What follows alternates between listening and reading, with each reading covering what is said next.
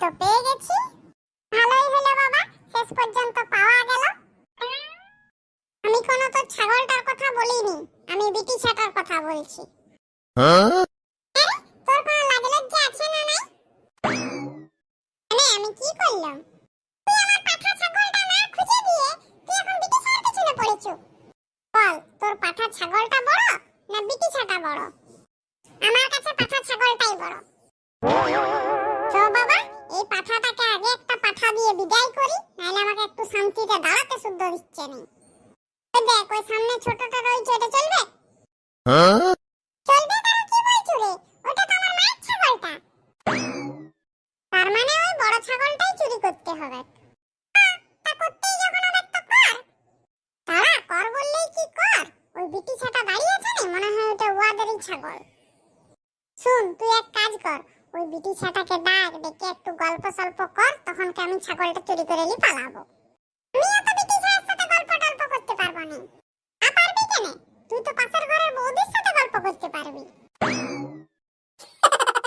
শুন, ছাগলটা চুরি করে এনে দিচ্ছি বটে, ছাগলটাকে কিন্তু বাইরে রাখবি নি, ঘরের ভিতরে রাখবি। তুই আন তো আগে ছাগলটা, সে আমি বুঝে নেব। ঘরে তো ঘরে, আমি খাটে শুয়াবো। হ্যাঁ গো, ছেলেটা তো কখন গেছে? কই এখনো তো পাঠালিয়ে এলো না। চলে আসবে এখনই। ছাটা বলছিল 50টা টাকা দিতে গাড়ি ভাড়া করে আসবে, আমি তো দিলাম না। এখন আসতে পারছে না, পারে নাই, কে জানে। এখন চিন্তা করে আর কি হবে, যখন খুঁজছিল তখন দিতে হতো। হ্যাঁ বটে, এবার থেকে আর অমনি করবো না, খুঁজলে দিয়ে দেবো।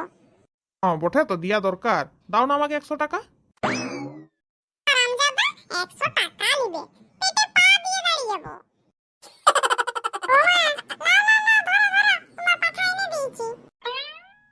আবারে আমার খোকা পাঠা নিয়ে চলে এসেছে। আগো, দাঁড়িয়ে দাঁড়িয়ে দেখছো নাকি? নামাও। হ্যাঁ হ্যাঁ, নামাচ্ছি।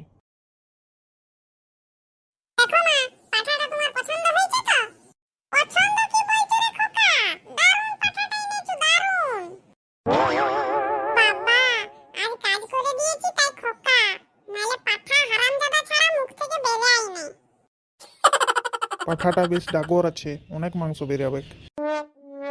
হ্যাঁ রে খোকা, 3000 টাকা এত বড় পাঠাটা দিলো? দিলো বলেই তো নিয়ে এলাম। হ্যাঁ, সে বটে। শালা কম দামে ভালো জিনিসটা এনে দিয়েছি, সেটা নিয়ে সন্তুষ্ট থাকছে না, তার আবার হাজারটা প্রশ্ন। হ্যাঁ রে, হাতে গাদা ছাগল ছিল? অত আমি এখন বলতে পারছি না, আমি hayran হয়ে গেছি। আগে ঘরে চলো। হ্যাঁ হ্যাঁ, চো ঘরে চো। সত্যি তো hayran হবারই কথা, কখন গেছো?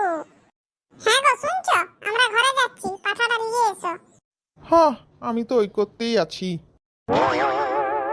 ঘরের একটা কাজ করতে বললে তখন পিছনটায় লঙ্কার ধোঁয়া ঢুকে যায়। আর বাইরে লোকের বউয়ের কাজ করতে বল, দেখ কি সুন্দর করে দিবে। বেশি বাংরামি মারলে না, খাওয়া দাওয়া সব বন্ধ করে দেব। এই বল্টু বেশ বললো বা, ছাগলটাকে বলছে ঘরে রাখতে, কত জ্বালা দেখ দেখি। রাত্রেবেলায় পাঠাটা শুবে খাটে আর আমি শুবো নিচে, ভাবা যায়? খনি আবার বলতে গেলে বলবে, একটা দিনেরই তো ব্যাপার, একটু ম্যানেজ করে লে। এবার রাতে ঘুমাবি না ইয়াকে ছোট ছায়ের মতো মুতাতে নিয়ে যাবি? এক কাজ করলে হতো, ইয়াকে একটা প্যাম্পাস পরে দিলেও চলতো। মুখটা তো প্যাম্পাসে আটকাবে, কিন্তু বলিয়াগুলোর জন্য বরং একটা বাটি দিয়ে দি, দিয়ে বলে দি সব বলিয়াগুলো এই বাটিতেই রাখবি, কাল সকালে আমি ফেলে দিয়ে আসবো। এই কাণ্ডটি যেই দেখবে সে আমাকেই পাঠা বলবে, ওয়াকে বলবে কেন? কি রে, শুবি নাই? বসে আছো যে? হ্যাঁ শুব, আগে পাঠাটাকে খাই দাই শুয়াই, তারপর আমি শুব। এ বাবা, কি করেছো রে? পাঠাটাকে খাটে তুলেছো কেন? নামা। আমার না ওর প্রতি খুব মায়া লাগছে, আর একটা দিনেরই তো ব্যাপার, ও একটু খাটটাতে শুক না। তাহলে এক কাজ কর, ওকে একটু ধার দিক করে শুতে বলবি, আর তুইও তার পাশটায় শুয়ে যাবি। আর শুন, মাঝে মাঝে ওর পিছনটা হাত দিয়ে দেখবি হাগামুতা কোনো করেছে নাকি। শেষ পর্যন্ত কিনা পাঠার পিছনটা আমাকে হাত দিয়ে দেখতে হবে, ও হেগেছে না মুতেছে। আমি কোনোদিন আমার পিছনটা হাত দিয়ে দেখিনি, হেগেছি না মুতেছি, আর ওকে দেখবো। আর হ্যাঁ দেখ, রাতে বিছানায় গোল গোল কিছু পড়ে থাকতে পারে, ওগুলো আবার বন্ধা ভেবে খেয়ে নিস না, ওগুলো বললে দাড়ি ওঠে। ঠিক আছে তাহলে আমি চললাম, তুই রেস্ট কর। আর কি রেস্ট করব মা, আমি যে কত চিন্তায় সে আমিই জানি। সাদা কি আমার চুলগুলো দাঁড়িয়ে যাচ্ছে খাড়ার মতন? ছেলেটা আমার কত ভালো, ছাগলটার জন্য আমার কত মায়া দয়া হচ্ছে, ছাগলটাকে খাটে শুয়াচ্ছে বলো দেখি। বললে হবে না, আমার ছেলের মনটা কিন্তু স্পঞ্জের মতো নরম।